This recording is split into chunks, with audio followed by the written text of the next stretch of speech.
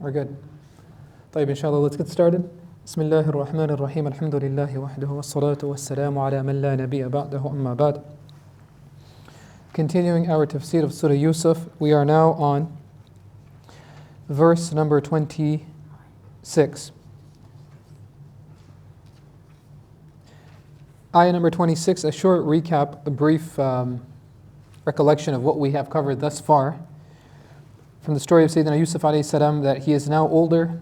We can assume that he's somewhere in his 20s perhaps. And the wife, Al-Aziz, so many of the Mufassirin, they give her name as Zulaykha. She tried to seduce Sayyidina Yusuf alayhi salam. And we said this was not according to the word of Allah subhanahu wa ta'ala that he used, that turawidu or rawadat, from the word ruwaydan, slowly, little by little, that her attempts to seduce him were gradual and over time, that she did not leap at him one day all of a sudden. Rather, she worked hard to find time and a moment when she could try to make an approach to Yusuf alayhi salam. So she had like a long plan that she contrived and created, and she knew that her husband Al-Aziz would be out of the house at a certain time, and she decided that this is the perfect time for me to go after him. So she tried it, and then we know what happened, that Allah Azza wa Jal divinely protected Sayyidina Yusuf alayhi salam, and then they both bolted and ran for the door. And we said that there were many doors inside of that chamber, but he just ran for one of them, and Allah subhanahu wa ta'ala's divine will was such that it opened up. And we talked about how any and every door is locked until you just knock on it. And so Allah subhanahu wa ta'ala, His door is always open, you just have to simply knock.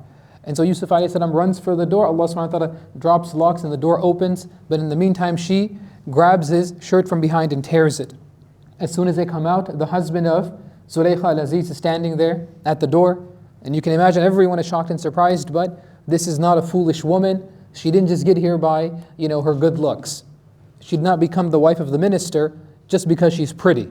I'm sure that there were many women in the city that were very beautiful and pretty who wanted to have that position, who wanted to be the wife of the finance minister. So it wasn't just her looks, but she has brains, and she was very deceiving, very conniving and cunning. So as soon as she meets her husband, her immediate response is what? She begins to wail and lament and make it seem like a man is assaulting her, coming after her. And she immediately says what? That man arada bi ahlika su'an, your family, bi ahlika. Immediately she's doing what? She's trying to call to his masculine nature. As a man, you're supposed to defend and protect your family. And you couldn't even protect your family, that now your slave is attacking me and assaulting me? Don't you feel any shame? And she immediately implanted his idea. What is she implanting? This idea in his head. That you should either imprison him, basically get him out of sight so that I don't get in trouble, or make an example out of him to teach everybody else what happens if you turn down my advances, not if you just act out of line. If you go against me, here's what we do to you.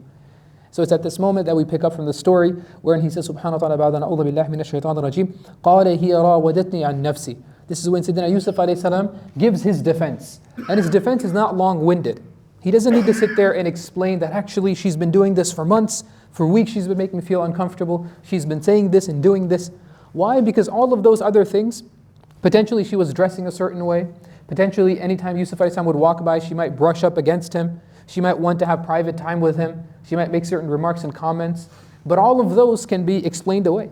She can say, oh, he's reading into it. What is he talking about? I always dress like this. I dress like this for my husband. This is just a slave. No, I accidentally touched him. No, I was never alone with him. He thinks that I'm interested. I'm not. She could have explained all of those away.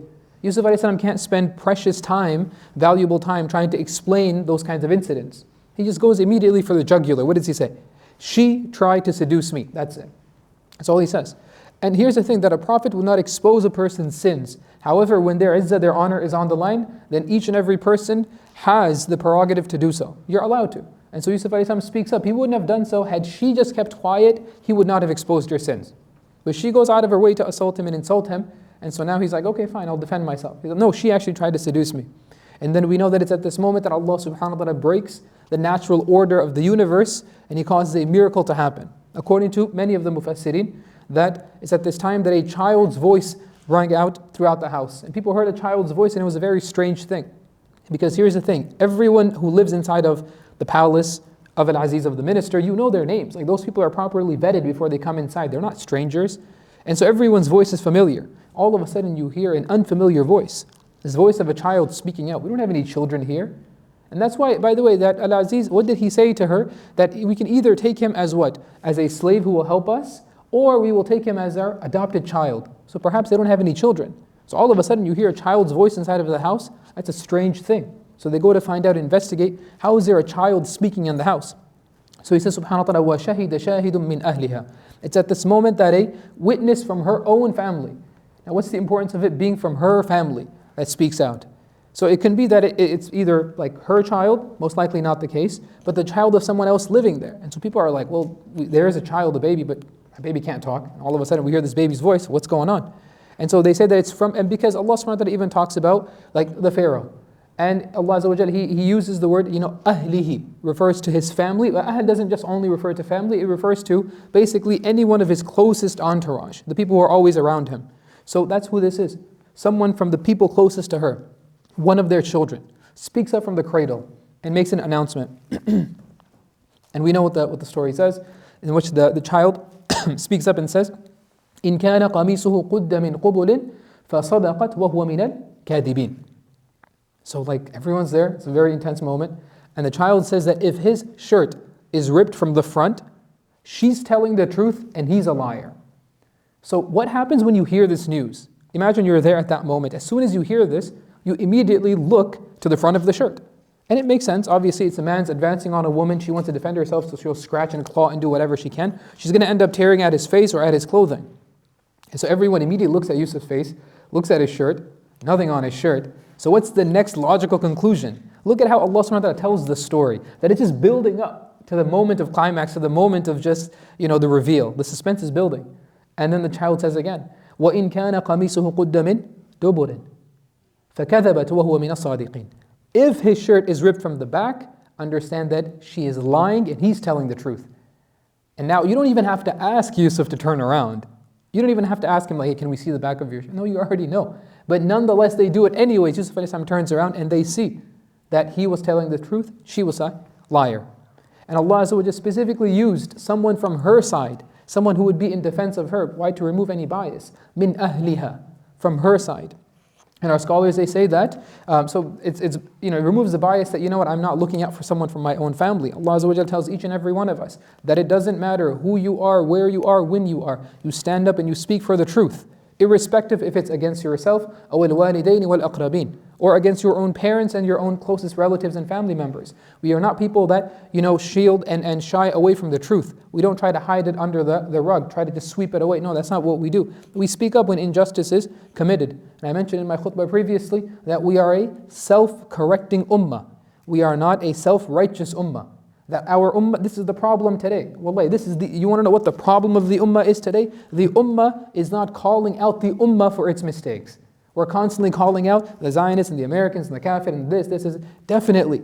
Don't get me wrong. All right, all of them have their faults and problems and issues, but they're supposed to. They're supposed to have those problems because they're disbelievers, so they're going to act like disbelievers. What's a shock and a surprise is when Muslims are not acting like Muslims. That's why we have to be like, wait, why are Muslims not acting like Muslims?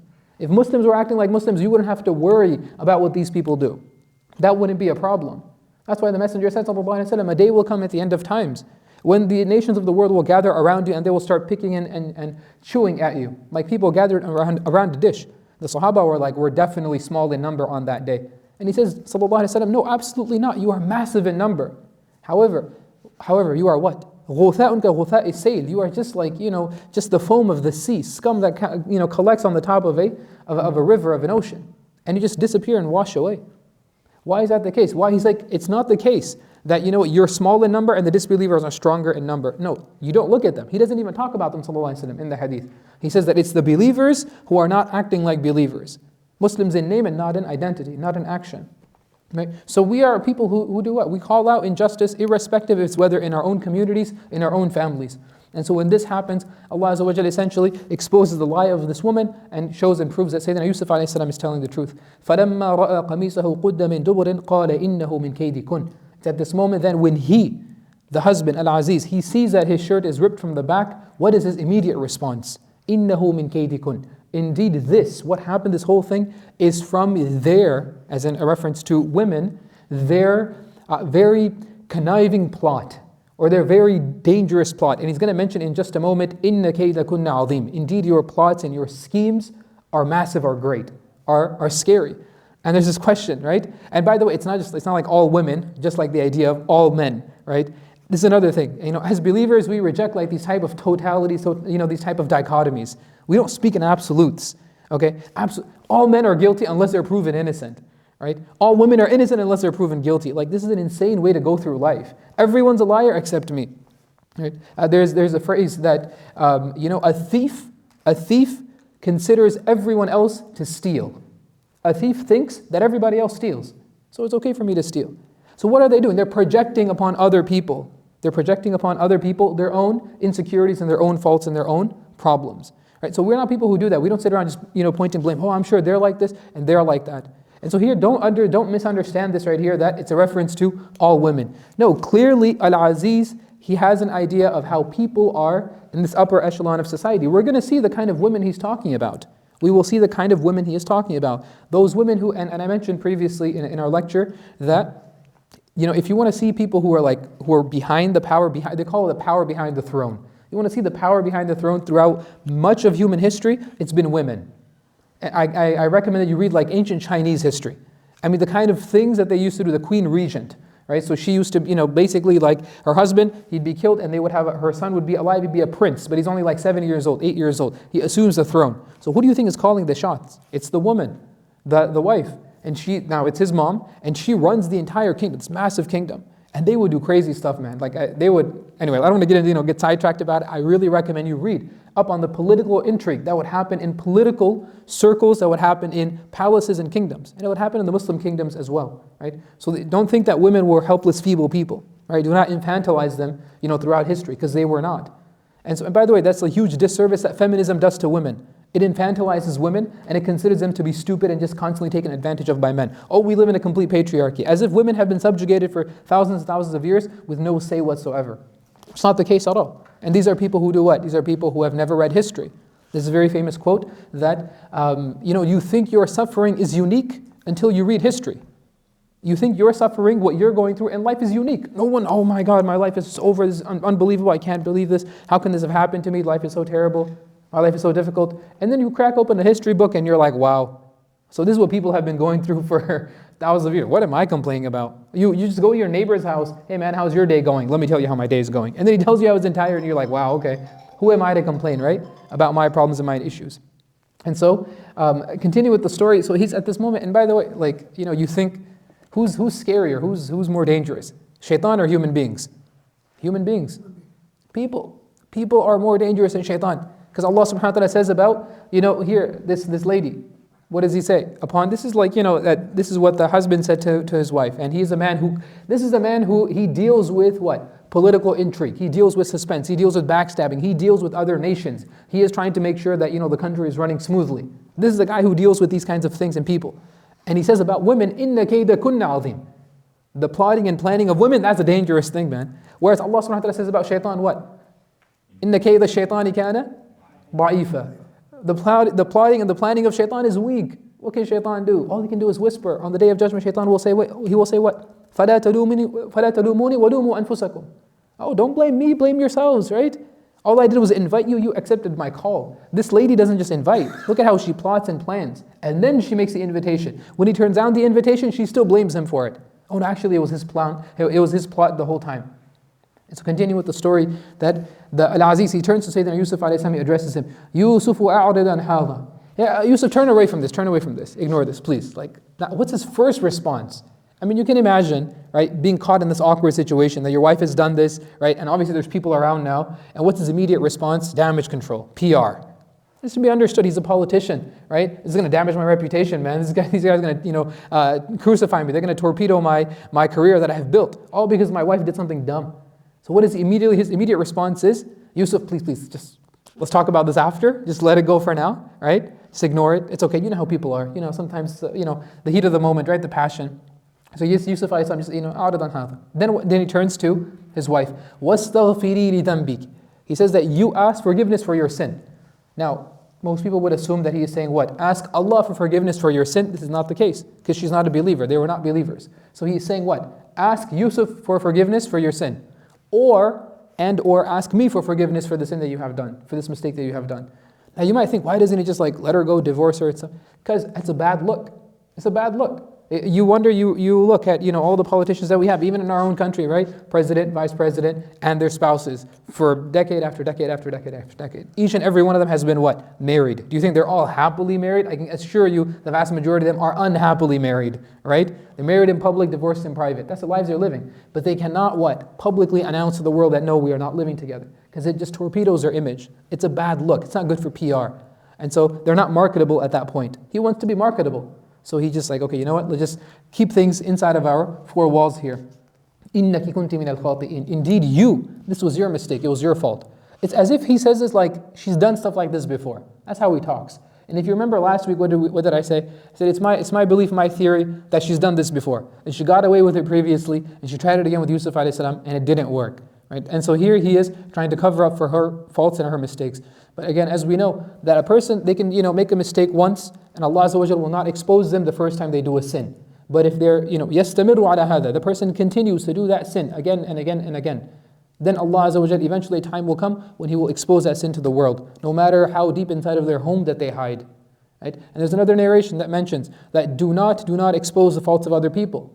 Do not go around looking for the faults and sins of other people. Because if you do that, Allah subhanahu wa ta'ala will go looking for your faults. Allah doesn't need to look. So it means what? Allah will expose your faults. Even if you are inside of the four walls of your own home, Allah subhanahu wa ta'ala will expose you to the whole world. We should be afraid of this. We should be cautious of this. Mind our own business to the best, of our ability. He says that subhanahu wa ta'ala, وَقَالَ نِسْوَةٌ فِي الْمَدِينَةِ. It's at this moment that some of the women of the city, they begin to speak.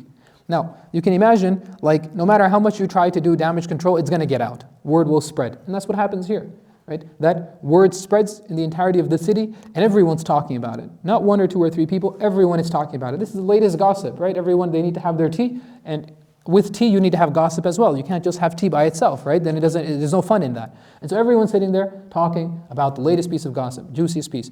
And then what happens? There's a group of women themselves who are close to the Aziz and his wife. Okay, so we're talking the higher, ups in society. We're talking the elite circles, the upper echelons of the political circles in Misr at that time. They begin to speak about this woman. And they're probably her friends, right? People who know her and that she knows them, because she's going to invite them in just a moment. So what do they say? Imra'atul Aziz. Look at how they address her and talk about her. They say the wife of the finance minister.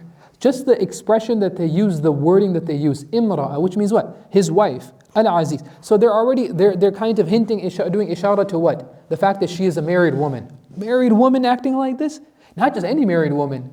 Married woman of the finance minister, of the person in the highest, position in our city. Like his wife is acting out against him, doing something so, what we expected from the lowliest of people, right? A person with no moral integrity. That's what they're accusing her of. And by the way, you can imagine that just this phrasing, this wording, what did I say earlier? That he didn't just marry his wife because she was beautiful.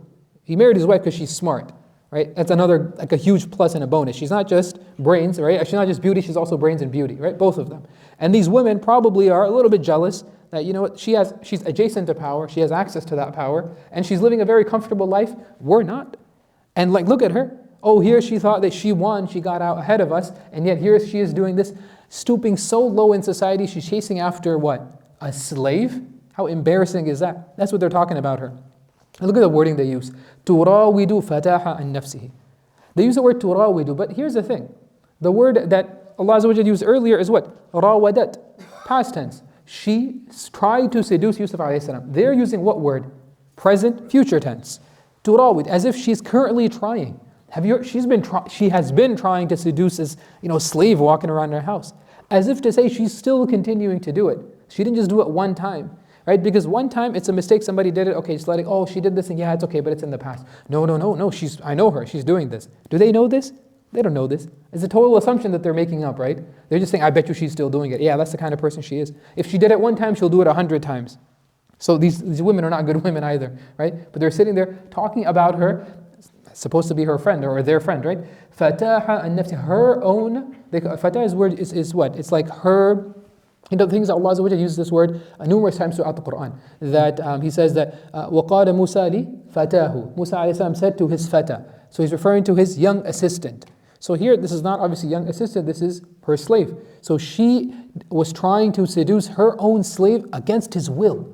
That's not just seduction, right? That's assault. That's what that is. And so she's trying to get her hands on him, even though he is, إِنَّهُ يَأْبَى. That person is, he's like, doing his best to turn her down. قَدْ شَغَفَهَا حُبًّا. Allah Azza wa Jalla uses an amazing, phrase or idea that these women said, okay, you know what a shighaf is?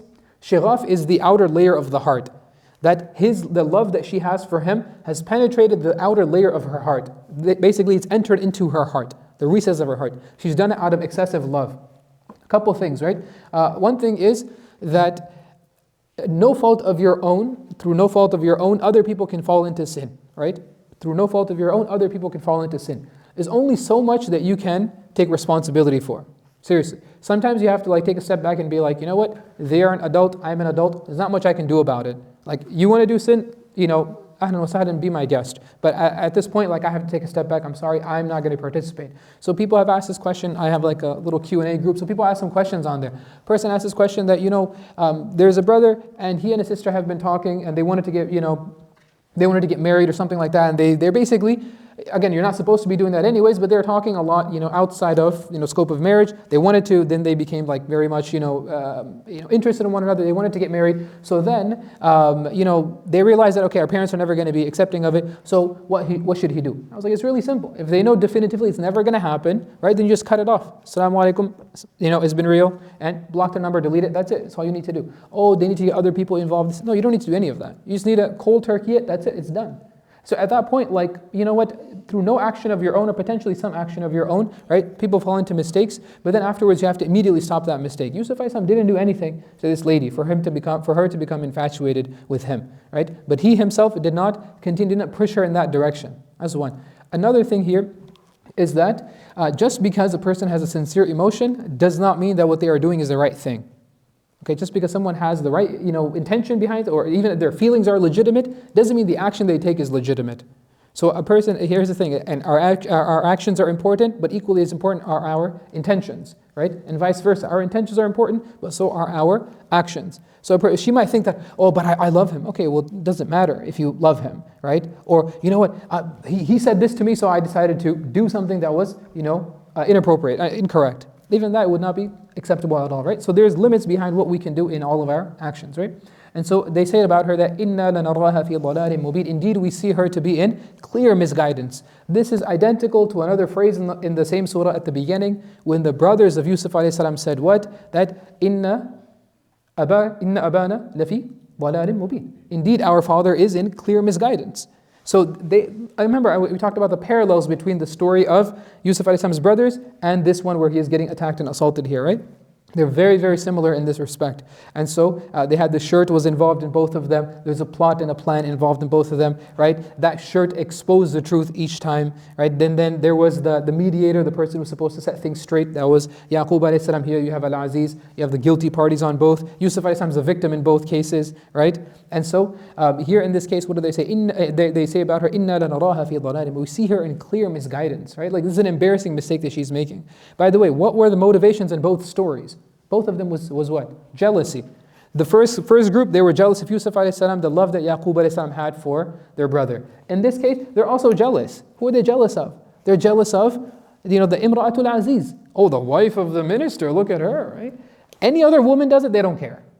The woman down the street does it, they don't care. They'll talk about it for 2 seconds and move on. No one cares. Okay, she's some stupid woman, we don't know her. All of a sudden, this is, the wife. The president's wife is up to this kind of stuff. Everyone all of a sudden is like, oh, here I was thinking that she was, because of the status that she had, they assumed her to be more virtuous than her, right? Other than them. But that wasn't the case. And they were taking every opportunity they could to talk bad about her. So Allah Azza wa Jal continues, فَلَمَّا سَمِعَتْ بِمَكْرِهِنَّ. And then when she heard about their plotting and their planning. The question is that Allah Azza wa Jal uses the word makr, but they're not, from what we gathered in the previous ayah, they weren't actually plotting and planning anything. They were just talking about her. But that's the thing, right? In these circles, like, conversation is where everything is. Seriously, conversation is where everything happens. That through just having dialogue with people and discourse, saying that, he did this, did you know, I saw him on his phone, did you see her go over there, did you see, he had a meeting with so-and-so. Now, even if that meeting didn't allude to, even if it didn't actually bring about anything, just planting the seeds there, that this person was meeting with your enemy, this person was meeting somebody that you don't like, this person, I saw him going somewhere. Just that idea in their mind, that they're plotting and planning, that eventually my hope is that this will lead to their downfall. And so they're here talking about her, trying to do what? Stir up conversation against her. anti-Aziz rhetoric. That's what this is, right? They're trying to bring him down, trying to bring her down at least. And so when she hears about this gossip, this rumor that is spreading about her all around the town, and as we said, that gossip and false news, these things spread like wildfire. There's nothing you can do about it. So it's how do you kill fitna? How do you kill this kind of gossip and stuff? Just don't talk about it. It's that simple. Somebody says it, just block your ears. That's why the person who listens to ghibah is also sinful. The person who listens to ghibah is just as sinful as the one doing it, because they're a passive participant in the ghibah. You're either active participant or a passive one. If you're sitting there while people are doing it, get up and leave. Get up and leave. Another thing is people say that, sometimes family members will be doing ghibah, they'll be talking about stuff. How can I not be disrespectful? Here's the thing. Whatever disrespect that you might do in getting up and leaving is, I guarantee you, a far less of a sin than sitting there and listening to ghibah, which is a major sin. It's better for you to just get up and leave. And then there's no respect to be given to a person while they are sinning. There's no respect given to a person in the moment that they're doing the sin. You're allowed to be like, that's disgusting, and just leave. Or just, I have to go, and just walk up and leave. You don't have to give an explanation every time. That's another thing, by the way, people need to realize they have free will. You can kind of just choose whatever you want to do, right? If you don't want to be somewhere, just be like, okay, this has been real, I'm out of here. Assalamu alaikum, and just leave. Where are you going? What do you mean? There's a whole vast world out there, I'm going into the world. It's that simple. Unless you're your dad, right? You can go. It's not a big deal.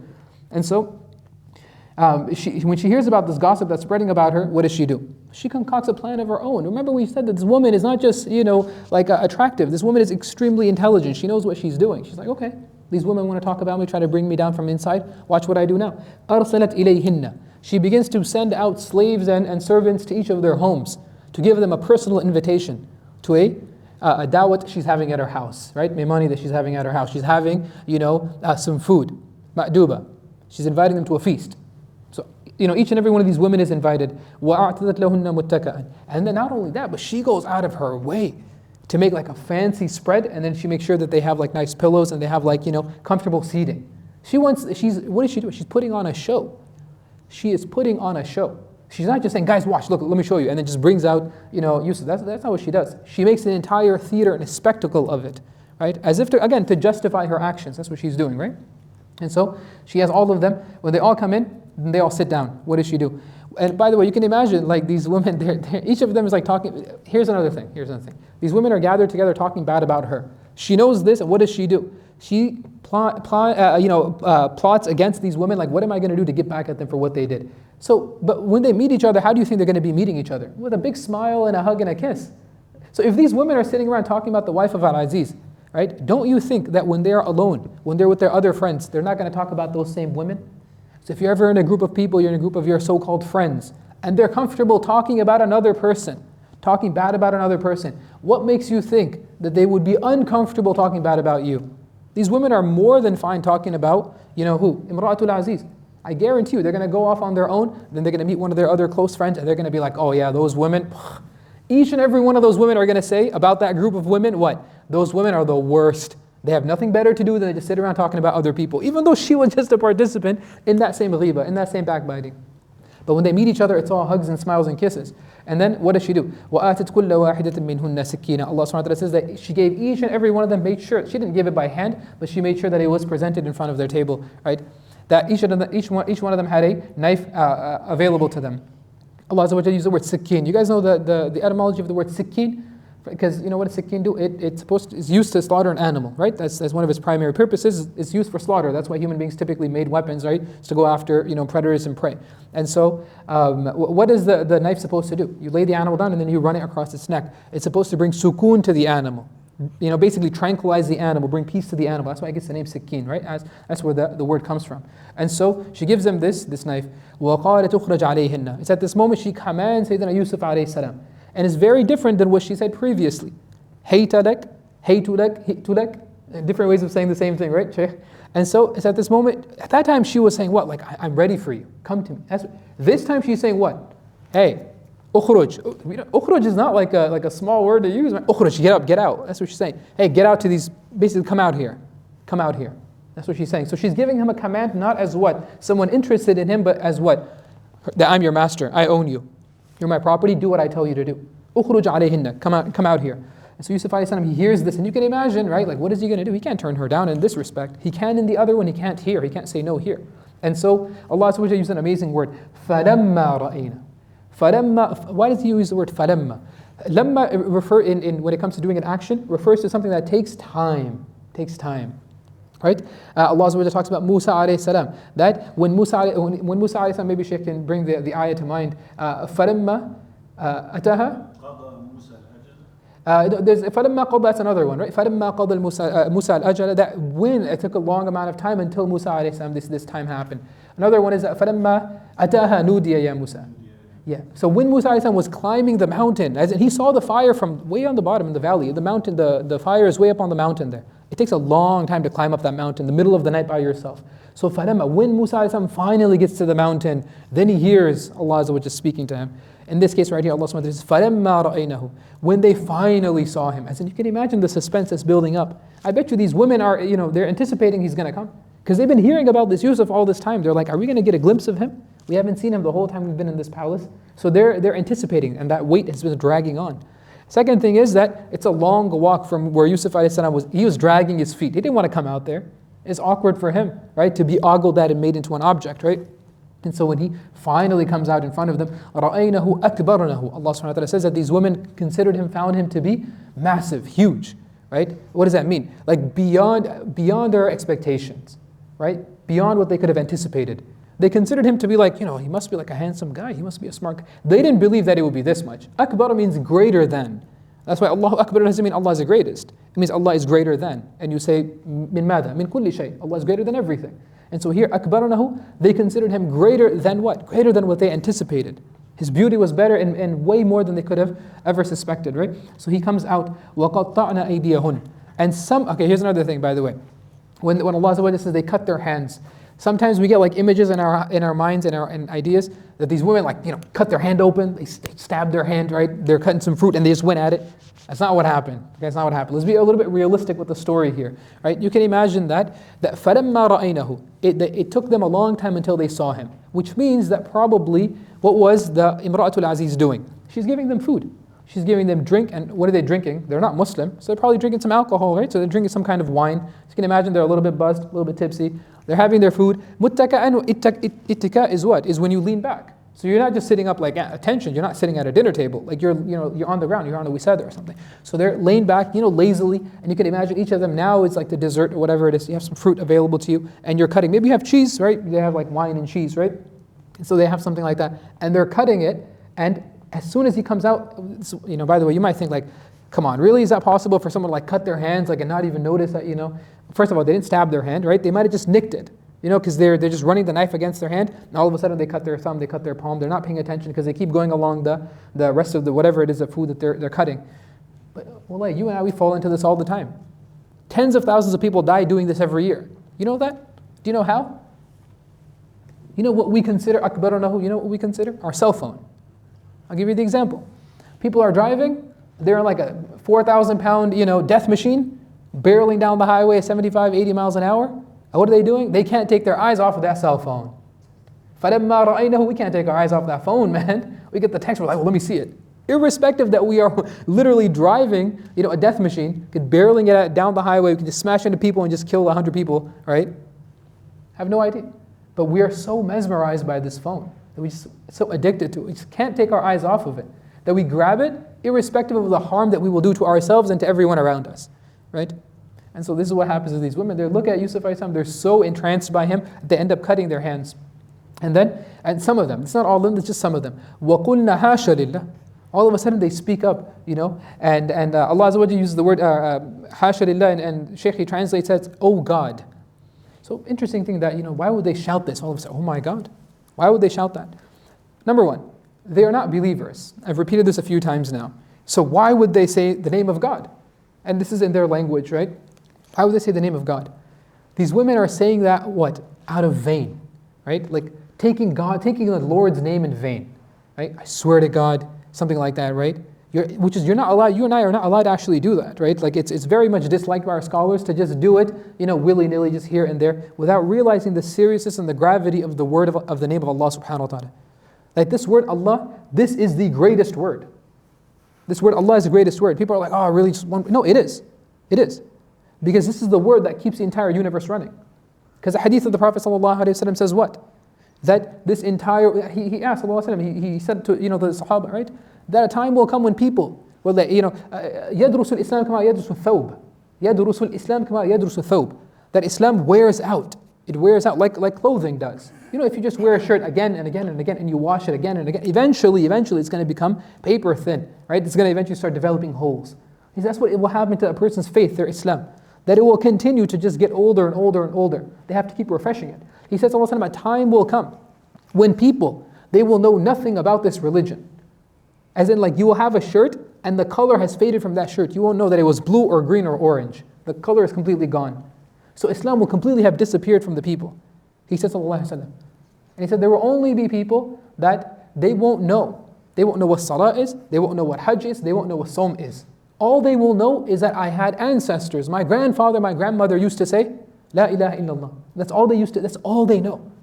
And the Sahaba, they asked him, sallallahu alaihi wasallam, okay, if that's all they know and that's all they say, they don't know anything about salah, they don't know zakat, they don't know hajj, anything. But all they know is La ilaha illallah. What good is that? He said, sallallahu alaihi wasallam, that is enough to get them into Jannah. That's enough to get them into Jannah. And he said, sallallahu alaihi wasallam, that the world will keep on spinning, keep on turning, the universe will continue to run, so long as there's a single person on the face of the earth saying Allah, Allah. That's exactly what the hadith says. The person will be saying what? Allah, Allah, nothing else. He's not doing salah, he's not giving sadaqah, he's not doing anything else. There's no other Muslims. It's one person, it keeps saying the name of Allah. That's enough to keep the entire universe running. But these women here, they're saying Allah's name what? Out of reverence and awe and love for Him? They're saying it as a joke. Oh my God, look at this guy. When do we say, oh my God, look at this guy? When someone does something crazy. When someone does something ridiculous. Like, oh my God, this guy is a lunatic. What is wrong with him? That's how young people, that's how this guy would say it, right? But that's how we talk. We don't take it seriously. Oh, I swear to God, man. I swear to God, what? I swear to God, if you do that, watch what I do. Take Allah's name in vain, taking God's name in vain. These women here, they're saying it as a joke. They're saying it, just istihza'an, takhfifan. And then he continues, subhanahu wa ta'ala, what happens at this moment? That they say, مَا هَذَا بَشَرًا إِنْ هَذَا إِلَّا مَلَكٌ كَرِيمٌ. Like, they're so insistent. They're like, there is no way that this is a human being. No, it must be an angel. Now, we can get into the whole thing, how would they know what angels are and things like that, right? I'm sure that they had some religion in their land prior to this, and they had some idea of cosmology, they had some idea of, unseen things and unseen creatures, and it must have persisted there. They must have their own, mythology and mythos. However, in this case, right, they are so insistent. They're like, you know what, we've never seen an angel before, but if there are angels, it must look like this. Right? Today we say the opposite. We're like, I've never seen a jinn before, but you must look like a shaitan, right? Like we say the exact thing, these are the kind of insults that we hurl at people. But here in this case, they're saying that no. If there are angels, this must be an angel. This can't be a human being. We've never seen someone so perfect, right? And then it's at this moment that the wife of Al-Aziz, she speaks up. By the way, you can imagine what happens now, that they have cut their hands, some of them, so they're bleeding. Whose job is it to tend to their wounds? It's not their job. It's not the job of Imratul Aziz. It's the job of the servants of the house. Who's the only servant right there? Sayyidina Yusuf alayhi salam, the only slave available. So she's doing what? Snapping her fingers. They're like, come. And each one of them is happy for the attention, right? So Yusuf alayhi salam is going to each one of them, has hurt their hands, and he's doing what? Tending to their wounds, giving them a napkin, giving them a tissue, giving them water. Here, wash the wound and bandage it. And you can imagine that they're not taking their eyes off of him. Right? They don't believe in the idea of, قُلْ لِلْمُؤْمِنَاتِ يَغُضْنَ مِنْ أَبْصَارِهِنَّ. They look down, shouldn't be keeping your eyes, on something, more than for just a moment. No, they're just staring at him. They haven't taken that first glance off of him. Right? And Yusuf is not looking at each other, but he can feel all of their eyes are on him, and he's feeling more and more uncomfortable by the moment. That's another thing, by the way. How many of us, we say that, oh man, Shaykh, we living out here in times of fitna. We're living out here in times of fitna, which is in America, right? Fitna when it comes to work, fitna at school, fitna in the workplace, fitna when it comes to money, fitna when it comes to food. I can't resist this food. I know I want to, but I can't. It's hard, this and that. Really? So the question is, how is it that there are Muslims who are your neighbors, who are coming to your same masjid, and they're doing just fine? They're not eating haram. They're not engaging in interest. They're not out there doing funny stuff at work or at school, and they're holding firm to their deen. How is that the case? لماذا استقام هو وجدت أنت? How is it that this person has found, steadfastness and stability, meanwhile you've kind of lost the path a little bit? Why is that the case? It's tawfiq from Allah subhanahu wa ta'ala. Istiqamah from Allah azza wa jal. That's what we make dua for, sincere dua from Allah subhanahu wa ta'ala. That in moment that we are, of course we're surrounded in fitna, we're surrounded in difficulty, we're supposed to be. But Yusuf alayhi salam is right there in the lion's den, and he holds firm. And that's exactly the word that Zulaykha will use to describe him, that he holds firm to his principles and his beliefs. He does not waver whatsoever, right? And so everyone's staring at him and everyone's trying to get a piece of him. You can imagine that they're wanting extra time and attention with him. But Yusuf alayhi salam rejects each and every one of them, doesn't say a word to them. Does not say a word to them. And she speaks up, قَالَتْ فَذَلِكُنَّ. She uses a very interesting word right here. Allah subhanahu wa ta'ala, uses the word for you and I. That she says, فَذَلِكُنَّ. Let me break down this word. So the word the letter the in the word ذَلِكُنَّ. Okay, by the way, typically it's used how? ذَلِكَ. To refer to something over there, masculine, right? But even that word is understood that firstly, the word the refers to something far away, right? So it refers to something, an object itself. La, the lam here, refers to something at a distance. The kunna is something that is in reference to all of you. So that there for all of you. Okay, so that object over there for all of your sake. Like I'm drawing your attention to that thing there. Allah subhanahu wa ta'ala speaks to Adam alayhi salam. What does he say? He tells him what? Stay away from tilka shajara. Stay away from that shajara. When he speaks to Adam alayhi salam, Hawa alayhi salam, he says the word and tilkuma shajara. Stay away from that tree for the both of you. So when he addresses two people, he's saying that stay away from that tree relevant to the two of you. And so when she is talking to the women, that for all of your sake, like look at what I'm talking about. This is what I was telling all of you. This is what I was telling all of you. That's captured in this word right here. فَذَلِكُنَّ فَذَلِكُنَّ الَّذِي لُمْتُنَّنِي فِيهِ. That's what you were blaming me for. Like you see that? See that? Like because I wanted some of that, you guys had a problem with it. You're blaming me for going towards that. Seriously? Like come on, I couldn't help myself. That's what she's trying to say. And what happens, as I mentioned the ayah from the Quran that on the day of judgment, what is shaitan going to say to people? فَلَا تَلُومُونِ. Don't blame me. Blame yourself. What is she saying? You guys are blaming me? How can I be at fault? How can you blame me? It's his fault. We have a phrase for this today. What do we call it? Victim shaming, victim blaming. The victim, it's him. First of all, this poor guy was on the receiving end of your attack, right? And then you're blaming him for what? For what you did. And so she speaks up. She says, how can you guys insult me? How can you blame me for this, right? And so the women are like, yeah, you're right. Shoot, I would have done something crazy too if I was in your situation. That's the reaction that she's trying to get out of these women. And so what does she say now? وَلَقَدْ رَاوَدتُّهُ عَنْ نَفْسِهِ فَاسْتَعْصَمَ. Again, you can imagine the kind of circle that this woman runs in, Zulaykha. And if a woman runs in these circles, don't think that men don't also run in these kind of same circles, right? That she is comfortably coming out and saying what? وَلَقَدْ رَاوَدتُّهُ عَنْ نَفْسِهِ.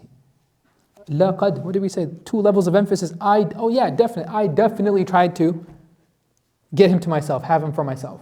She's openly admitting it. She didn't even admit it in front of her husband. She's like, no, I didn't do it. He did it. That's the first thing that she does. In front of her friends, people who are just as inappropriate and vulgar as her, she feels no issue whatsoever. She feels very comfortable admitting to a horrendous sin. An illegal crime, something that she tried to do to him. She has no problem admitting to it. We should ask ourselves this question, that if a person feels comfortable enough to come to us and let's say backbite, right? Backbite another person in our presence, they feel comfortable enough to do, then what impression are we giving that person? What impression are we giving that person? I guarantee you for you and I, right? Like if some people, if there was just one person inside of the majlis here, inside of the masjid here, right? Let's say an older shaykh, every one of us would just be like on our best behavior. Like, oh my shaykh, man, like come on, If our mother was here, like there's no way, like hopefully we would have so much shame, right? And modesty that, okay, like in front of my mom, like I'm not going to say anything crazy. Why? Because she demands that, she commands that. She is a righteous, upright woman. I cannot say anything out of line, out of place with my mom present, right? Here, she feels no shyness, no bashfulness. She's very comfortable saying that, yeah, I tried to seduce and I attacked him and I assaulted him. Why? Because she's like, these people will accept it. They won't even consider it a bad thing. So if we have friend circles like that, social circles like that, if we are invited places, right, and people feel comfortable admitting to sin or doing sin while we are there, then it's not their fault. We should look at ourselves. Why does he feel comfortable enough to do that sin while I am here? Does he not think that I'm somebody who would find that to be a problem? Does he not think that I don't do that stuff?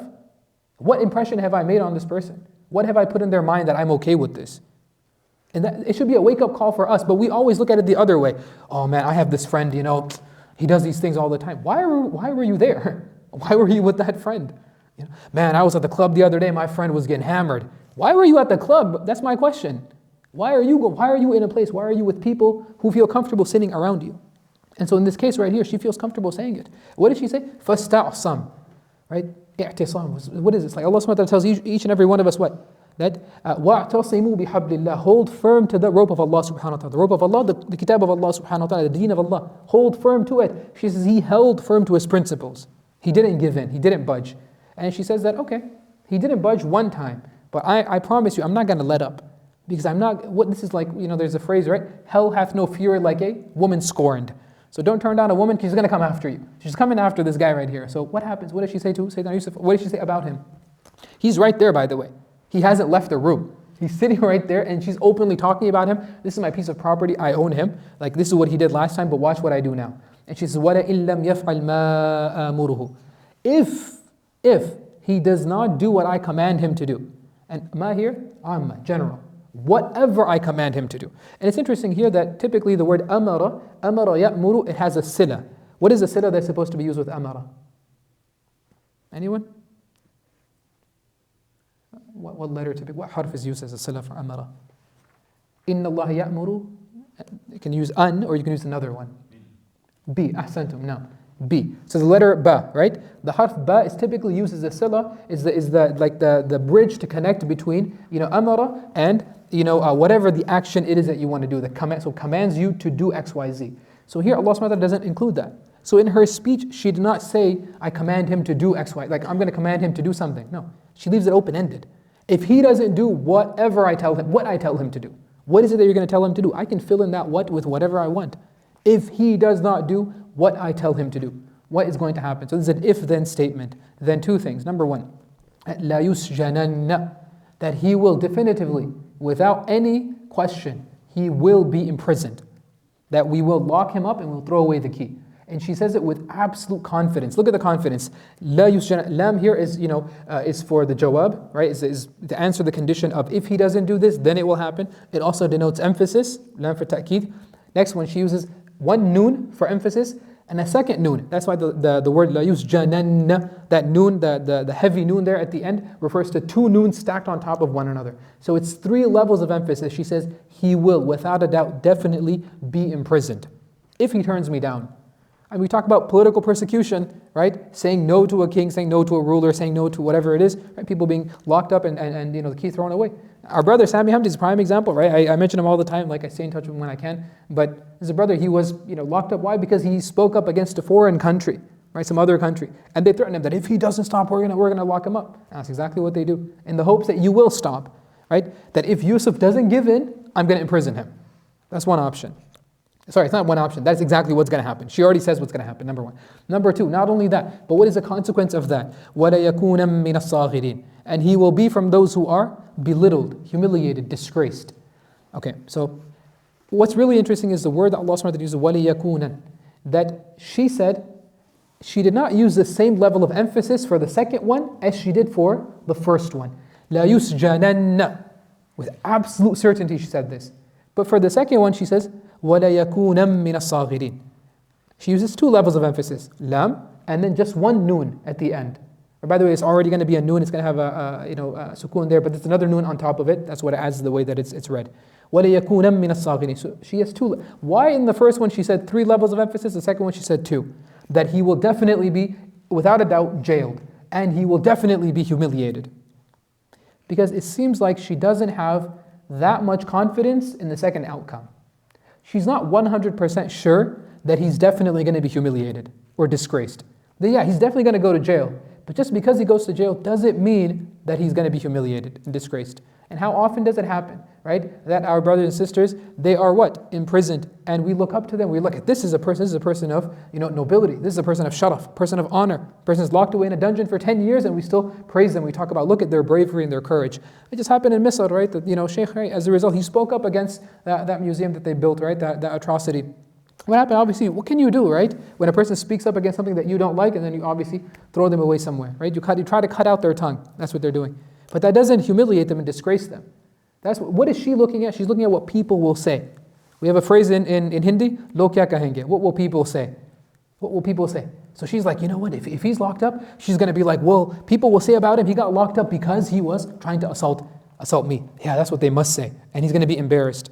But she has a little doubt in her head, inside of her heart, and she knows that, you know what, maybe, just maybe, that this person will not feel humiliated and disgraced by it. And that's what she's afraid of.